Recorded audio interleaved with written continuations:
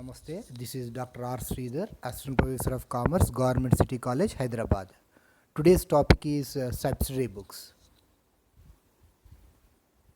Before we go into the topic, first let us look at what are the primary books or books of original entry. In accounting, the very first step is recording the transaction in the books of accounts. We record the transaction in a book called journal. Journal is a book of original entry or systematic record of transactions. Jour means a day in French. So, journal is a day book in which transactions are first entered according to the rules of debit and credit. The entry made is known as journal entry. The process of writing the journal entry is called journalizing. Here, if the entries in a given organizations are very few, there is only one journal wherein we are going to record all the transactions. In a case where the business concern is a big one and there are a lot of transactions which are to be recorded, and if all the transactions are recorded in a single journal, it becomes very lengthy and it will not be useful for us to identify the transactions as and when required by the management. That is the reason business organization takes the help of subsidiary books. They maintain the subsidiary books. Subsidiary books are nothing but the subdivision of the journal. According to the general nature or the common nature of the activities are segregated and maintained in a respective books. Before we discuss about subsidiary books, what it mean, why a company maintains subsidiary books, let us look at an example. Say a student has got admitted into the first semester of BCom. Generally, a BCom first semester student will be having around 7 subjects which the student has to study.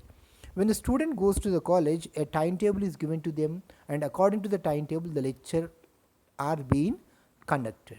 Say a student is recording all the classwork in a single book. He has purchased a 300 or 400 pages book wherein he goes on record the classwork according to the dates and the timetable, and all the 7 subjects are recorded in a single book.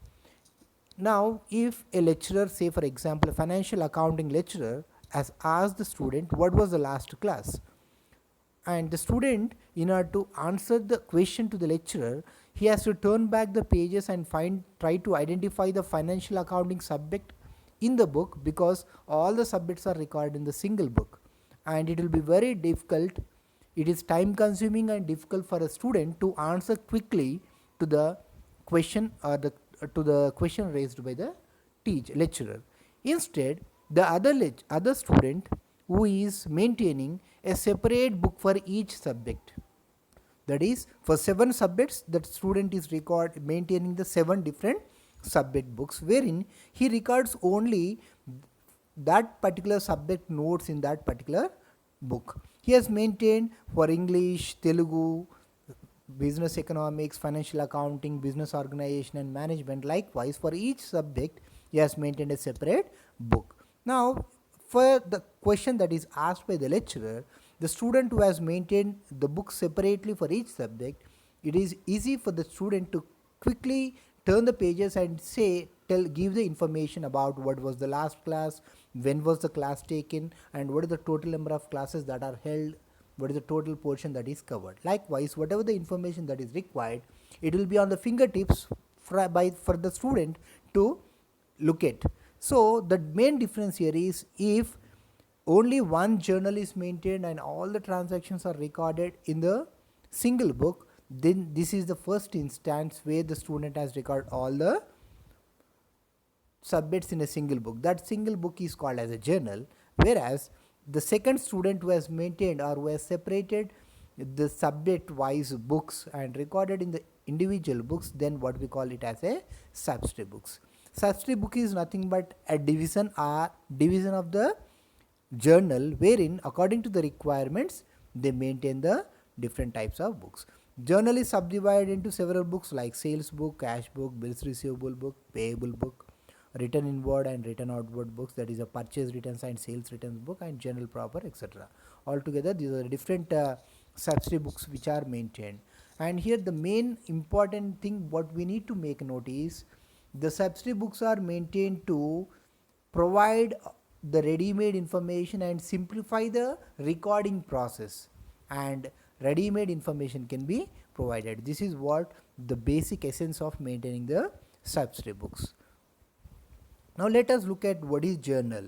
A journal is nothing but, as we said, it is a place where the entries are recorded in the accounting form. This is the journal pro forma, wherein we got date column, particulars column, ledger folio number, debit column and credit column.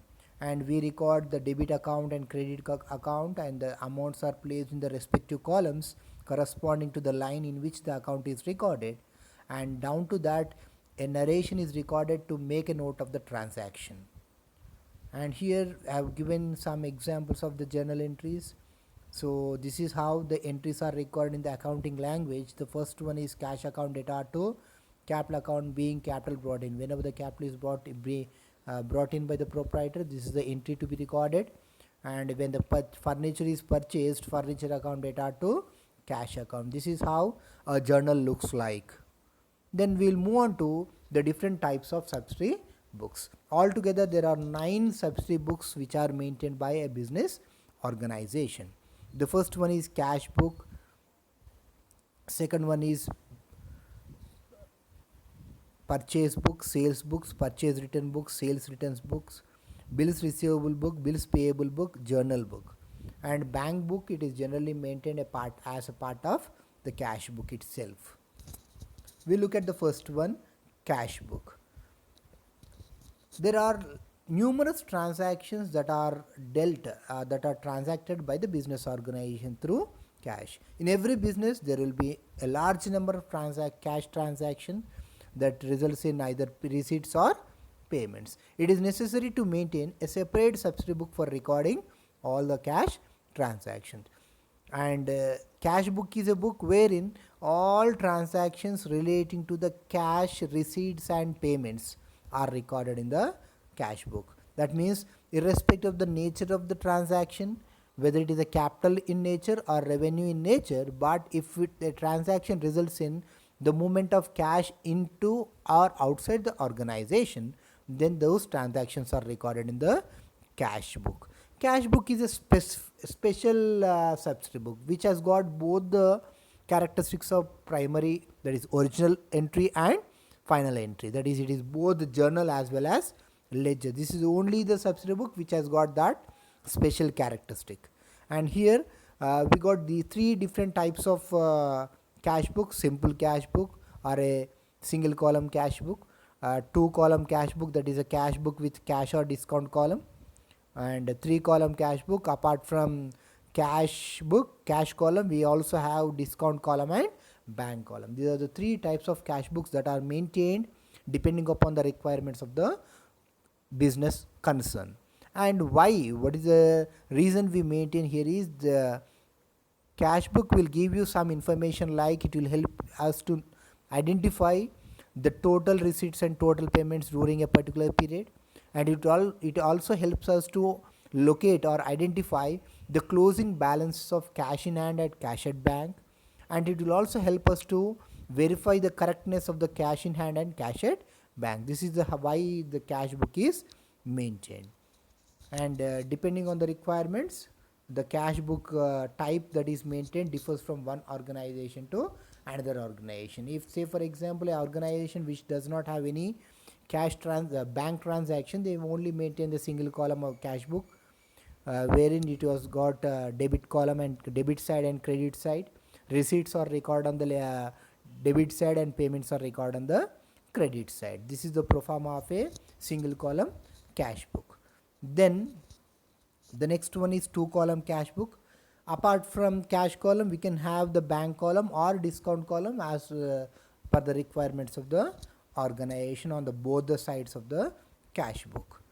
Then the next one is a 3 column cash book. This is a different book wherein it is a combination of all 3 types of accounts. Here it has got 3 columns on the either side, that is on the debit side and credit side. On the debit side, it has got cash column, discount column and bank column, and the same is available on the credit side.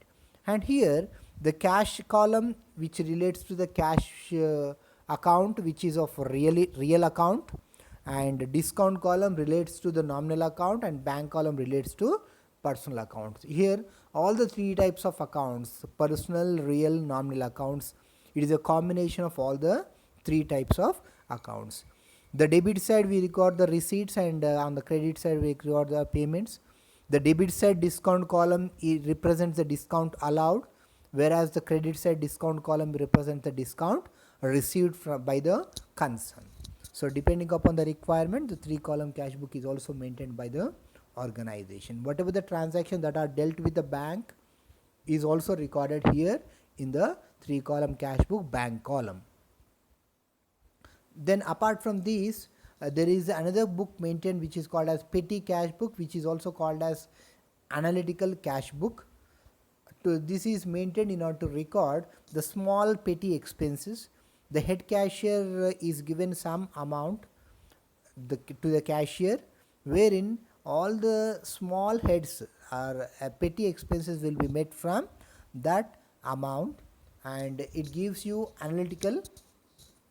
analysis of the different expenses that are placed in the or that are incurred by the organization. So this is how a petty cash book looks like. Then we will move on to the next one is purchase book. Here the purchase book is also called as purchase journal, wherein we record all goods purchased on credit will be recorded in the purchase book. Here we need to remember that only the goods that are purchased on credit will be recorded in the purchase book. This purchase book is also called as purchase journal or bought day book or invoice book. It is used for recording only purchase of goods or merchandise in which the merchant deals. Purchase of goods are to be recorded in the cash book if they are purchased for cash, but if the goods are purchased on credit, then only it should be recorded in the purchases book. The total of the purchase books gives us the total of the goods purchased on credit. Whenever some goods are purchased, goods account is debited and suppliers account is credited. And this is the specimen of, this is how the purchase book looks like. Date column, supplier's name, LF ledger folio number, invoice number, amount, all the details will be recorded here. The total of the purchase books will be debited to the purchase account and credited to the supplier's account.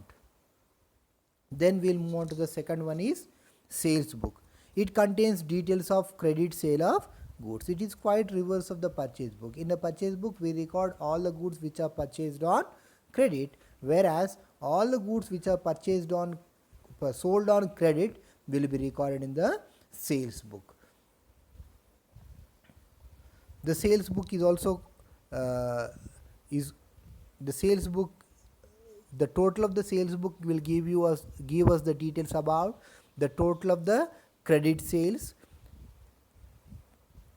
and the information we are going to record the goods that are being sold, that is the party to whom, the debtor to whom we have sold the goods, and we credit the sales account. This is how the sales book looks like. Here sales book, the total of the sales books will represent the total credit sales. Sales again means only sale of goods or merchandise. Then the next one is purchase returns book. It records the purchase returns to the suppliers.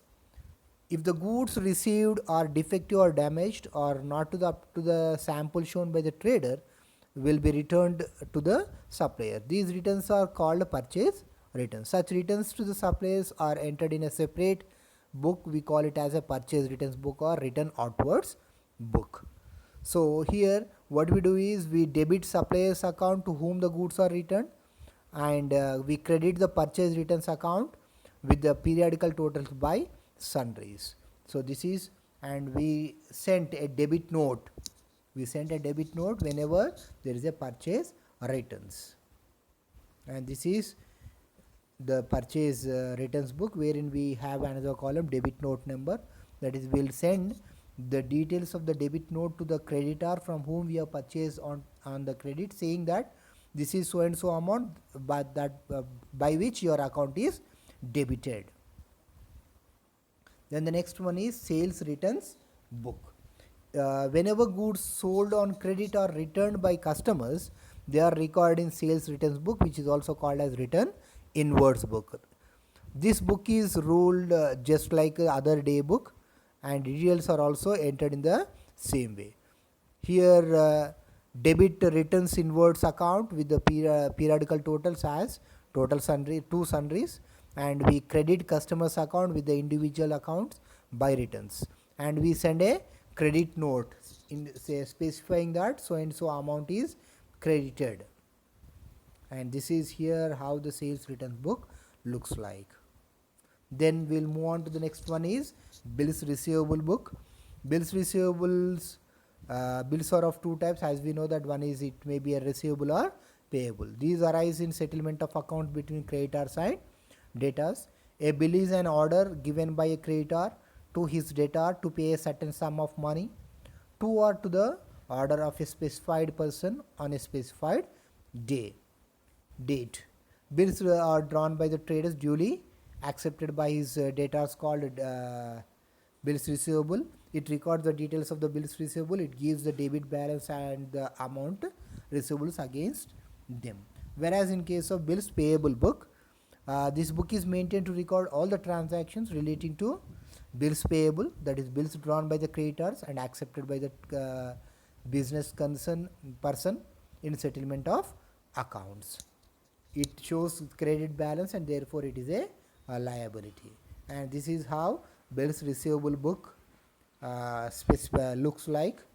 The details are entered here: date of receipt, date of the bills, from whom it is received, acceptor, where payable, terms of the bill, date, etc., etc. And this is how the bills payable books is maintained.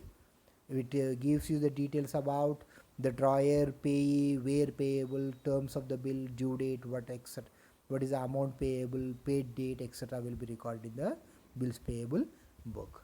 So here we have seen cash book,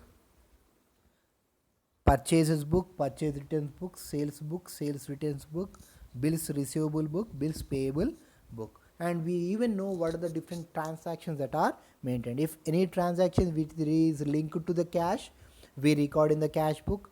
If the goods are purchased on credit, we record in the purchases book. If the goods are returned, we record in the purchase returns book. If the goods are sold on credit, we record in the sales book. If the goods are returned by the customers to whom we have sold, then we record it in the sales returns book.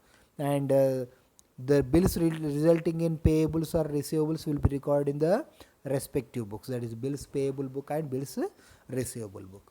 There are certain transactions which cannot be recorded in these given books, or whatever the books, whatever the subsidiary books we have discussed so far.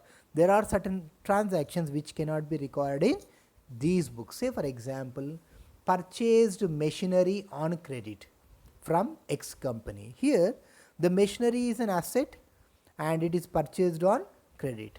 Here neither we cannot record this entry either in the cash book or in the purchase book, because it is not purchased for cash and it is not a good. And even there are some transactions which cannot be entered. And here this is the another subsidiary book called journal proper.